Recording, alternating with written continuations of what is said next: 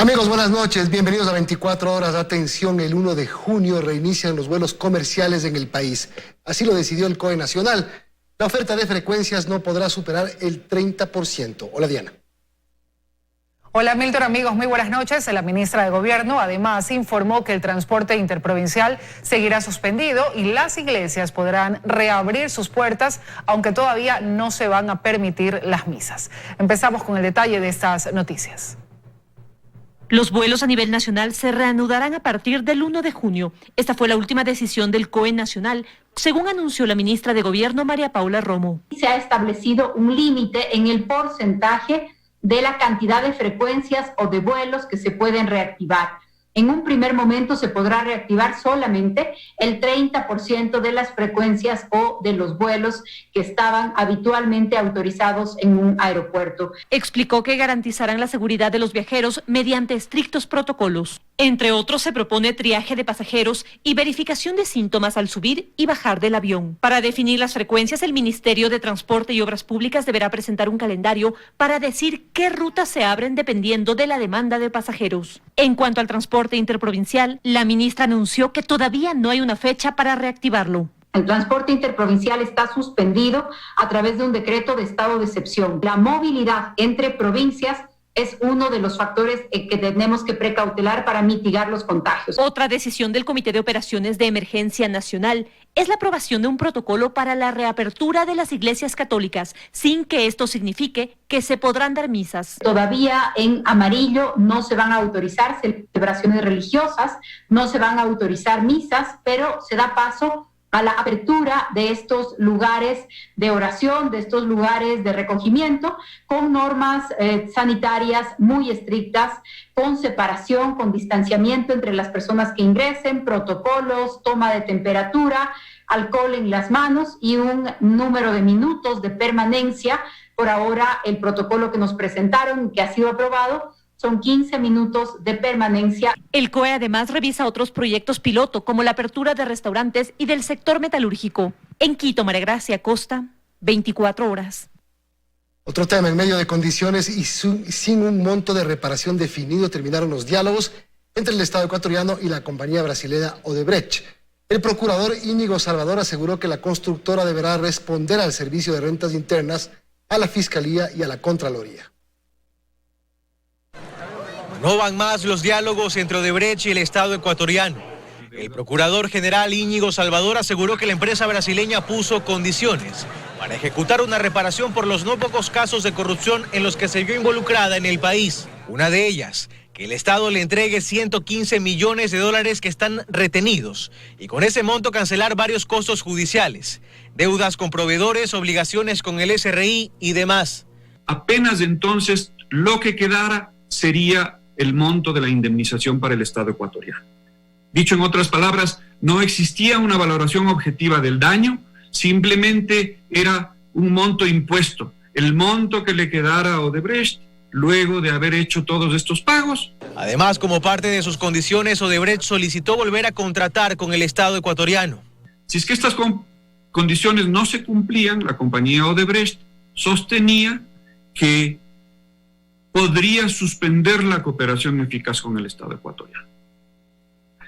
Esta es una coacción, una coerción que el Estado ecuatoriano no está dispuesto a tolerar. Una vez terminados los diálogos, el procurador asegura que Odebrecht deberá responder individualmente por sus obligaciones con diferentes entidades en el país.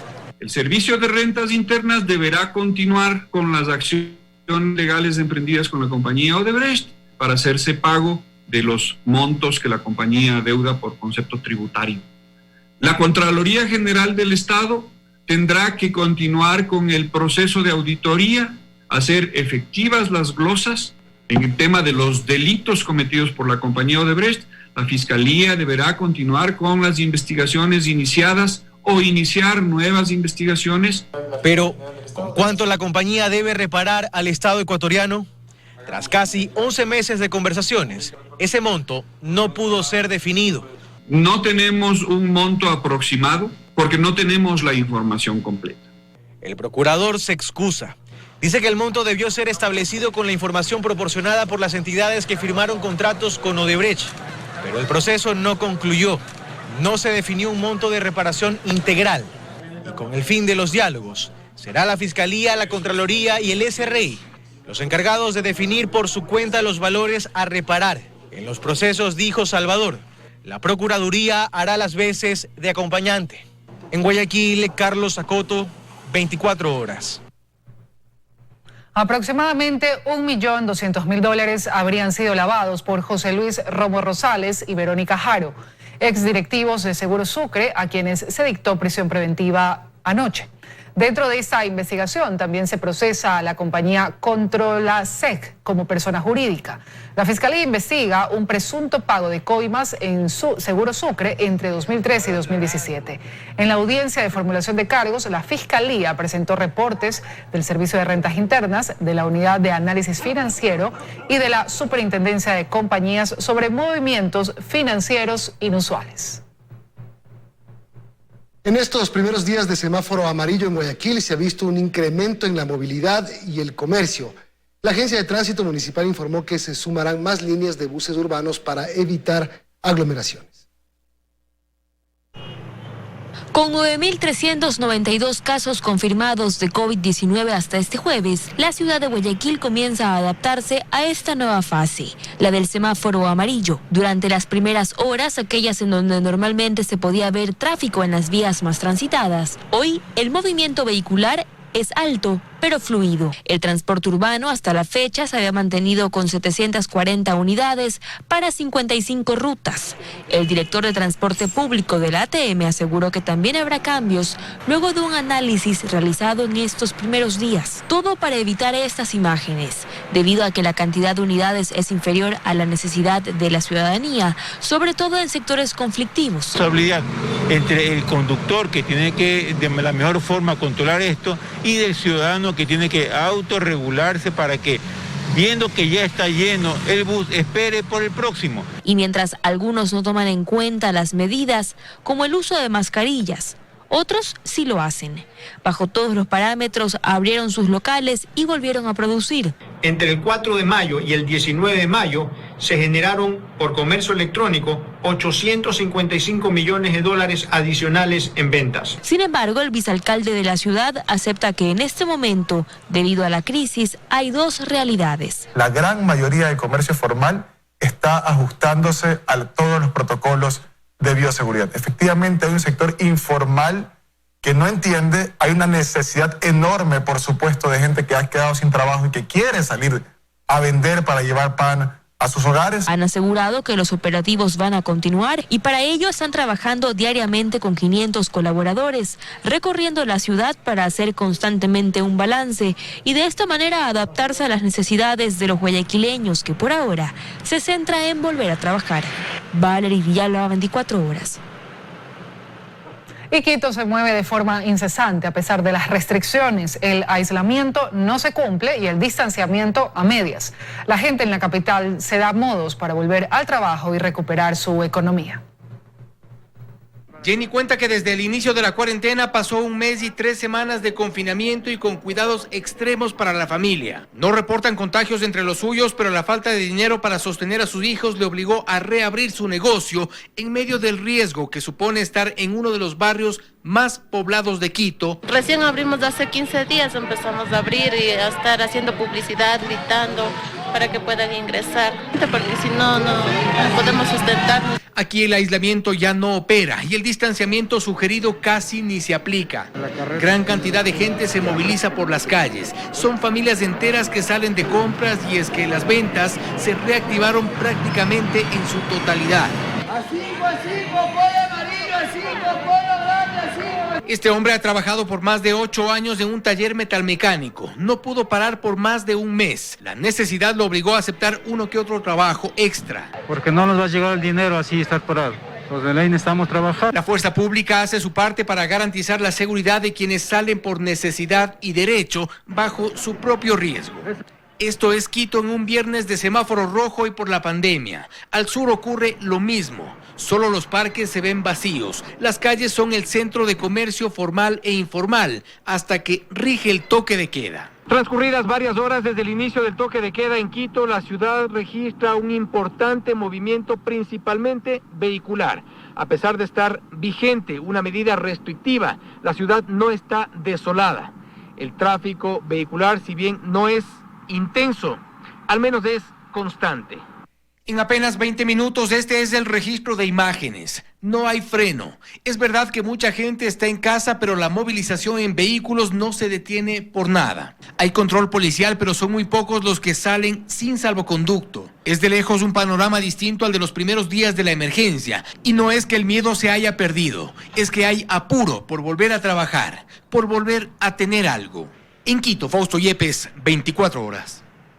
La cantidad de pacientes hospitalizados y con síntomas de COVID-19 ha disminuido considerablemente esta semana en Guayaquil, inclusive en las áreas de cuidados intensivos. Un equipo de 24 horas realizó un recorrido en varias casas de salud y constató la reducción de la llegada de casos sospechosos. Esta es la unidad de cuidados intensivos del Hospital Abel Gilbert Pontón. Hace 6 semanas aquí no había una sola cama desocupada. El área estaba copada por pacientes con COVID-19, tanto así que incluso a las 30 camas que esta UCI tiene, hubo que sumarle otras 25 en una sala adicional improvisada. Pero la semana pasada esa segunda unidad dejó de funcionar, ya no es necesaria. Actualmente tenemos 2 pacientes que están en espera de recuperación. En las últimas 6 semanas esta UCI atendió entre 160 y 180 personas con COVID-19, pese a que el hospital ubicado en el suburbio de Guayaquil no es uno de los designados por el Ministerio de Salud Pública para recibir a pacientes con coronavirus. Por guardia, recuerda el doctor Alex Gutiérrez, director de la unidad, se recibían entre 30 y 50 de esos pacientes. Ha disminuido un porcentaje importante. Ingresan con pacientes positivos, entre 5 a 10 pacientes durante la guardia. Así, los 40 especialistas que prestan sus servicios en este hospital ya se han podido dedicar más al tratamiento de personas con enfermedades no asociadas con el virus que se convirtió en pandemia mundial. Pasa lo mismo en el Hospital Militar,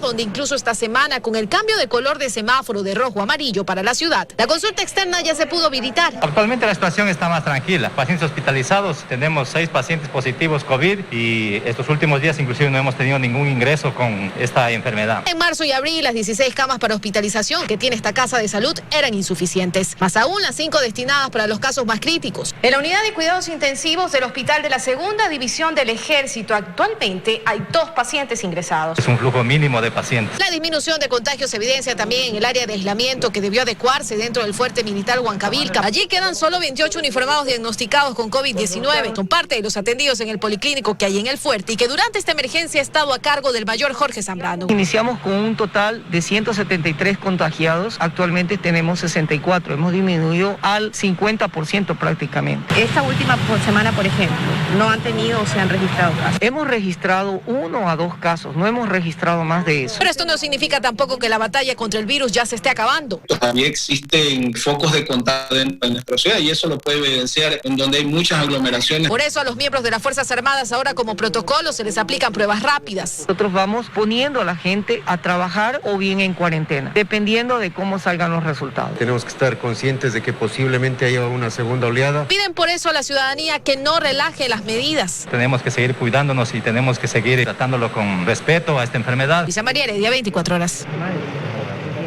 El vicepresidente de la República, Otto Sonnenholzner, entregó al Comando de la Policía 8 de la Policía 5.000 pruebas rápidas para la detección de COVID-19. Sonnenholzner señaló que las pruebas permitirán conocer cuántos uniformados policiales ya han adquirido anticuerpos. Hoy 5.000 pruebas rápidas de anticuerpos para verificar la situación de salud del personal policial. Esperamos aquí en Guayaquil sobre todo tener un alto porcentaje ya de personal con anticuerpos desarrollados y continuaremos haciendo esto con las demás instituciones. Esto se está haciendo también en todos los hospitales del país y Fuerzas Armadas también. Así que continuaremos con este proyecto que lo que nos busca es darnos una mirada de cuál ha sido la realidad de contagios en el país. Más noticias del bloque oficialista en la Asamblea. Mediante un comunicado dice que no está de acuerdo con los despidos en el sector salud y educación y sostiene que la disminución de la jornada laboral afecta a los derechos de los trabajadores, por lo que pide al Ejecutivo que reconsidere.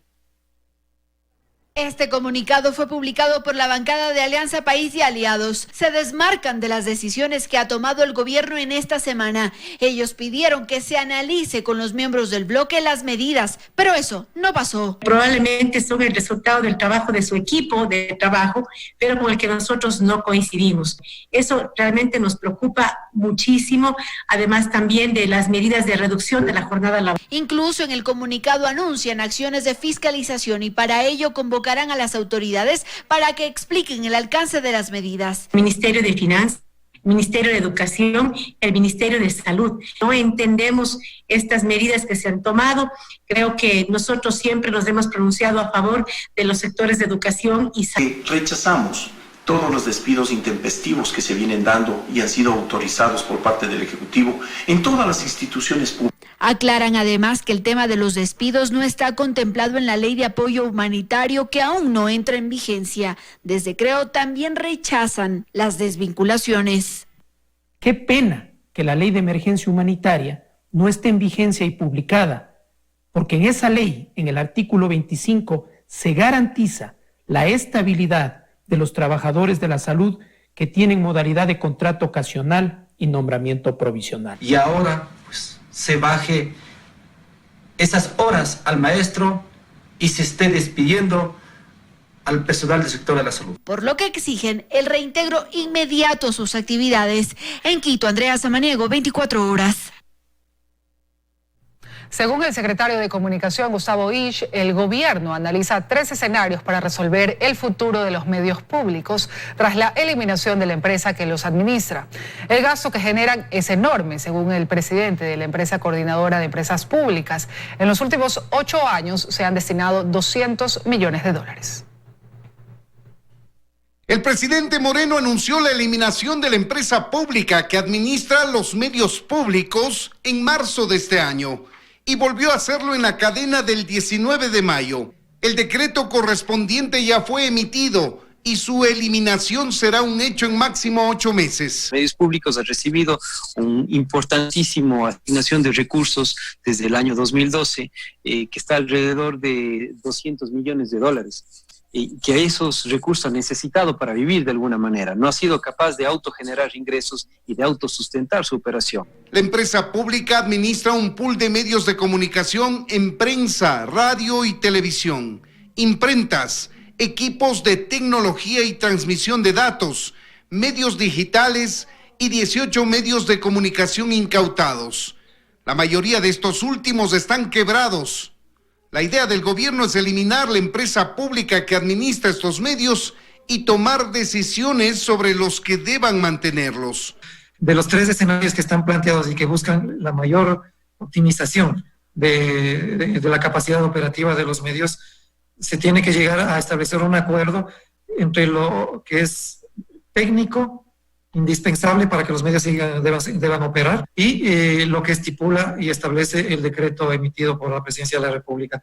Según los registros de los medios públicos, su nómina de abril de este año asciende a 625 trabajadores, entre las áreas operativa y administrativa, y por los cuales el Estado pagó aproximadamente $700,000 en sueldos.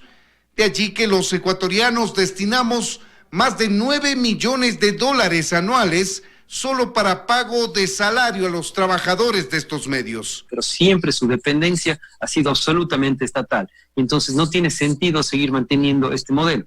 Esto no quiere decir que no debamos tener un medio público. Con el decreto de eliminación de medios públicos EP, varios ministros, el gerente de la empresa y el secretario de Comunicación entrarán en los próximos 60 días a conseguir la liquidez necesaria de los propios activos, cuantificados en $107 millones, para proceder a la liquidación del personal que será despedido. Hay una serie de recursos físicos, infraestructura, que también tienen que ser utilizados y van a servir para manejar económicamente todo lo que se requiere para liquidaciones. Y lo propio se hará con los 18 medios de comunicación incautados, de los cuales 14 ya han quebrado en manos del Estado y solo están funcionando TC Televisión, Gama TV y las radios La Prensa y Super K800. Esa infraestructura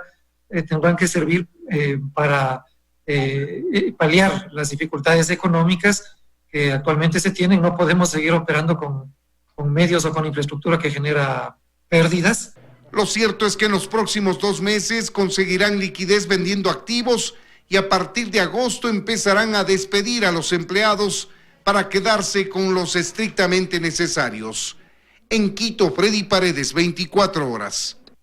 Empleados de empresas públicas que serán cerradas y liquidadas protestaron hoy por la decisión del gobierno. Expresaron su rechazo y pidieron liquidaciones y pagos justos. En Tame, los empleados están impagos desde hace 3 meses.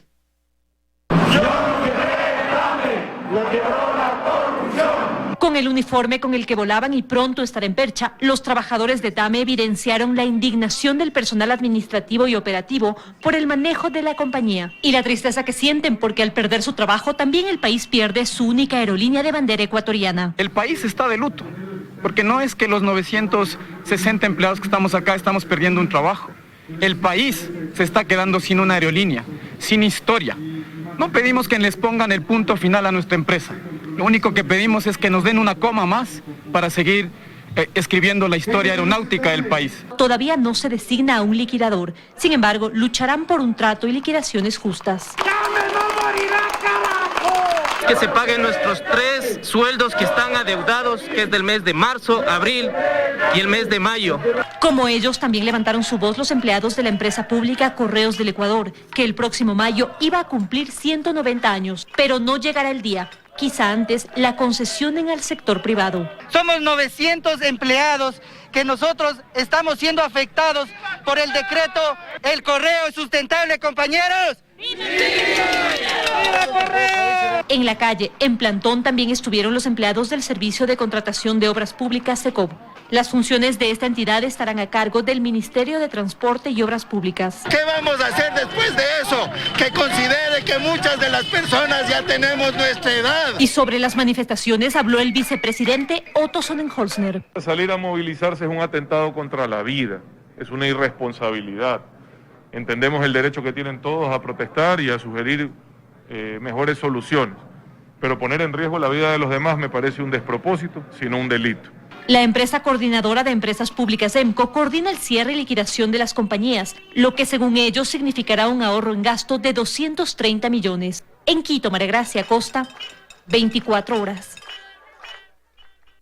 Y los trabajadores públicos y otras organizaciones sindicales se unen a la movilización de este lunes 25 de mayo. La CONAIE respalda esas decisiones, pero no participará, pues dicen que están preocupados por los contagios del coronavirus. Anuncian medidas más adelante.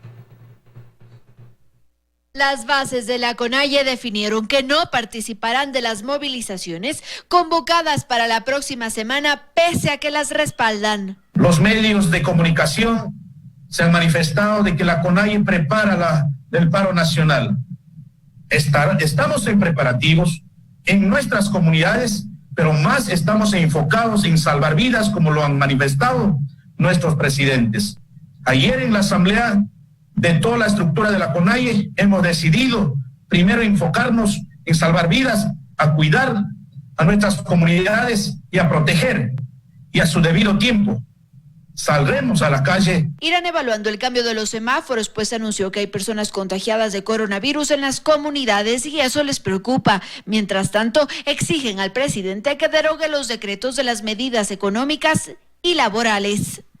Porque caso contrario, nos seguiremos viendo en las calles, porque es un derecho constitucional, derecho a la resistencia. Por su lado, la Internacional de Servidores Públicos anuncia que el 25 de mayo saldrá a las calles a defender los derechos laborales. Para lograr edificar una fuerza capaz de hacer corregir al gobierno nacional su política antiderechos. A esas movilizaciones se suma la de la Central Unitaria de Trabajadores. No estamos de acuerdo con las medidas antiobreras y este lunes 25 va a ser una estocada fuerte. No le tememos al decreto de emergencia, tomaremos las medidas, pero si no nos mata el COVID, nos va a matar el gobierno de hambre. Ellos exigen al presidente derogar el decreto de la reducción de la jornada laboral y vetar la ley humanitaria. En Quito, Andrea Samaniego, 24 horas. produjeron manifestaciones en las inmediaciones del Colegio Mejía de Quito, donde varias personas se concentraron para rechazar especialmente la reducción en 1 hora de la jornada de los maestros. Durante algunas horas lanzaron consignas y luego realizaron una marcha hacia el centro de la capital. Los manifestantes utilizaron mascarillas, pero sin mantener el distanciamiento social.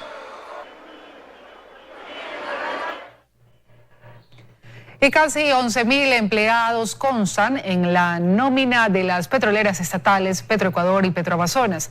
La fusión entre estas dos compañías se hace necesaria debido a las actuales circunstancias económicas del país. Fue en abril del 2019 que el presidente Lenín Moreno firmó el decreto 723, en el que dispuso el inicio del proceso de fusión de las petroleras estatales Petroecuador y Petroamazonas. Entonces se creó la unidad temporal de fusión y su titular, Diego Tamariz, debía hasta finales de 2019 llamar a concurso internacional para contratar una consultora que se encargue de delimitar a la nueva empresa que nacería de la fusión. Conocimos de fuentes internas que aún no se hace la convocatoria, lo que para el exministro de Energía, Iván Rodríguez, es demasiado tiempo perdido. No debería demorar tanto la contratación de una compañía auditora. Y aunque reconoce que Petroecuador no es un socio atractivo por todos los problemas de corrupción que arrastra, señala que la fusión es necesaria y urgente. Puede ser lo que inicialmente se había previsto, Petroamazonas y Petroecuador, o puede ser una tercera compañía, ¿no? O puede ser que Petroecuador entre en liquidación. Uno de los mayores retos de esta unión es que ni Petroamazonas ni Petroecuador cuentan con balances auditados y esta última no cumplió con las normas internacionales financieras durante años en la elaboración de sus balances internos. Además, revisando la nómina del personal en ambas empresas, observamos que Petroamazonas hasta febrero de este año cuenta con 6.868 empleados, mientras que Petroecuador tiene en nómina a 3.919 personas, lo que significa que entre ambas empresas existen más de 10.000 trabajadores. Con toda seguridad que hay duplicidad de funciones en muchos funcionarios. Cuando usted crea empresas. Para fusionar a las dos empresas, el gobierno recibió un crédito no reembolsable de $20 millones de parte del Banco Interamericano de Desarrollo y debería concretar el proceso hasta finales de este año. Solicitamos una entrevista con Diego Tamariz de la Unidad de Fusión Temporal, pero nos informó que por el momento no podía. El decreto ejecutivo 723 establece también que el 1 de enero de 2021 entrará en operación la nueva empresa pública producto de la fusión. Joana Ramos, 24 horas.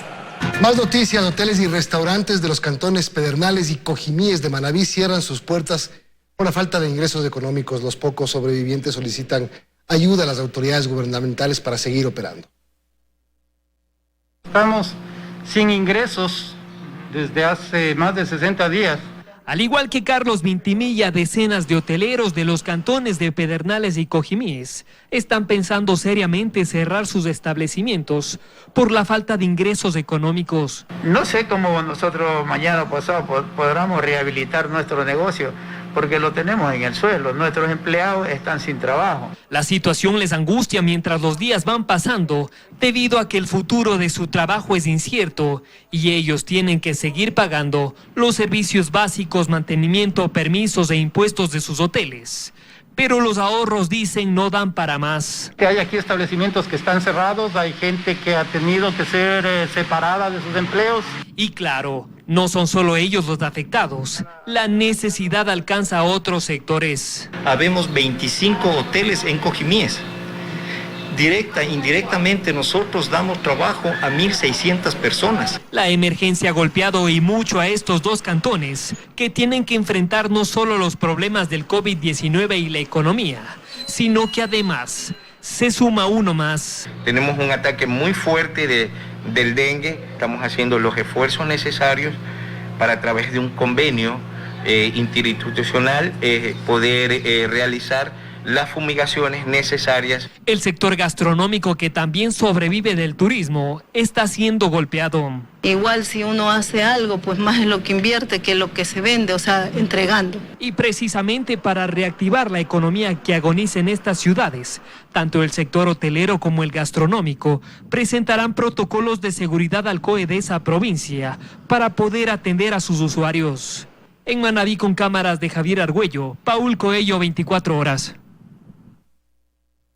Y el Ministerio de Turismo presentó su campaña Te Prometo Ecuador, un trabajo videográfico que busca incentivar a los turistas a viajar a lugares desconocidos del país después de que termine la emergencia. Aprovechando este confinamiento, el Ministerio de Turismo recorrió lugares privilegiados del país para realizar un trabajo videográfico y presentar a los ciudadanos que quieran viajar después de que termine esta emergencia. Vuelvan a visitarnos para disfrutar de la naturaleza, cultura, gastronomía, calidez de su gente. El sector turístico se está preparando e implementando todas las medidas de bioseguridad establecidas en los protocolos para recibir a los viajeros. Es parte de un trabajo participativo y articulado, como lo destacaba la ministra, entre el sector público, el sector privado y los diferentes actores de la industria. La campaña Te Prometo Ecuador además busca aportar a la reactivación del turismo interno y la dinamización de las economías locales. Acciones que permitan posicionar al destino dentro del mercado nacional. Esta campaña cuenta con el apoyo de las cámaras de turismo de todo el país, hoteleros gastronómicos y centros de diversión. En Quito, Paul Coello, 24 horas.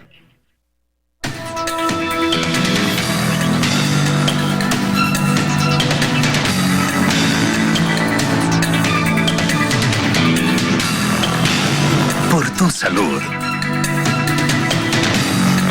Hola amigos, bienvenidos nuevamente a su programa Por tu Salud. Hoy vamos a hablar de algo muy importante que es la COVID y el género. ¿Afecta más esta enfermedad a hombres o a mujeres? Pues eso es lo que nosotros vamos a tratar el día de hoy.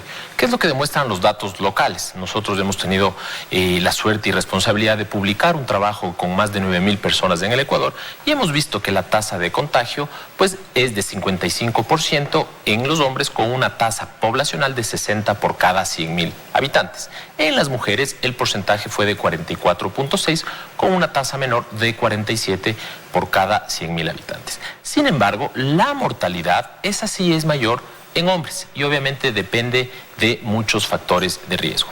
La edad mediana en los casos de los hombres fue de 42 años y en las mujeres fue de 39. Esta edad tiene mucho que ver con la capacidad que tienen estas personas de tener comorbilidades. ¿Qué es lo que nosotros hemos encontrado? Que, por ejemplo, desde los grupos etarios más pequeñitos, los niños y las niñas, parecería que existe un riesgo un poco mayor en niñas menores de 9 años que en niños de la misma edad. Sin embargo, cabe recalcar que el riesgo de muerte en las poblaciones jóvenes es muy, muy bajo. Cuando nosotros vamos aumentando en edad, conforme vamos avanzando desde los 20 años para arriba, este riesgo aumenta. Y el riesgo aumenta más en hombres que en mujeres. ¿Por qué en los hombres? Porque seguramente hay mucho más factores de riesgo, porque seguramente los hombres fuman más, porque seguramente hay un sinnúmero de patologías que afectan más a los hombres que a las mujeres. Y también cabe recalcar que cuando nosotros llegamos a etapas ya posteriores de la vida, cuando entramos en la tercera edad, pues usualmente la expectativa de vida es menor en hombres. Por lo tanto, hay más mujeres que llegan a esos grupos etarios. Hemos visto que esta enfermedad pues tiene una letalidad muy importante, especialmente en personas que superan los 80 años. Cuando nosotros nos enfermamos y tenemos más de 80 años, pues el riesgo puede ser mayor, inclusive al 15 o al 20% por cada 100 personas que se enferman. Quiere decir que si nosotros tenemos más de 65 años, este riesgo va subiendo y al tener más de 80 años, pues ya de cada 100 personas, 20 podrían fallecer. Por lo tanto, es una enfermedad que hay que tenerle muchísimo respeto, no hay que banalizarla y obviamente hay que entender que nosotros en la población tenemos que proteger a esos grupos más vulnerables, a las personas que tienen alguna enfermedad y obviamente a los adultos mayores. Les agradezco y nos vemos en el siguiente programa de Por tu Salud.